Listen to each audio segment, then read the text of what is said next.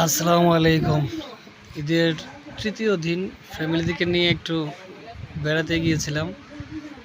আর আজকে হাঁটতে হাঁটতে পায়ে ব্যথা হয়ে যাচ্ছে, কারণ আমরা আসার সময় এই প্রাকৃতিক দৃশ্য দেখার জন্য আমরা হেঁটে যাওয়ার সিদ্ধান্ত নিই।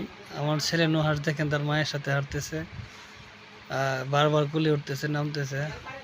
মেয়েও বলতেছে আব্বু আর হাঁটতে পারতেছি না। আসলে আমাদের হাঁটার ইয়াটা একটু বেশি হয়ে গেছে, কারণ ওই যে গ্রামটা দেখা যায় আমরা ওইখানে যাব প্রায় 1.5 কিলোমিটার। এদিকে বিকাল সন্ধ্যা হয়ে আসতেছে, আবার এদিকে বৃষ্টি বৃষ্টি ভাব। আপনারা আকাশটা খেয়াল করেন কতটা বৃষ্টি বৃষ্টি একটা ভাব চলে আসতেছে। একটু ভয় পাচ্ছি বাচ্চাদেরকে নিয়ে যেতে পারবো কিনা।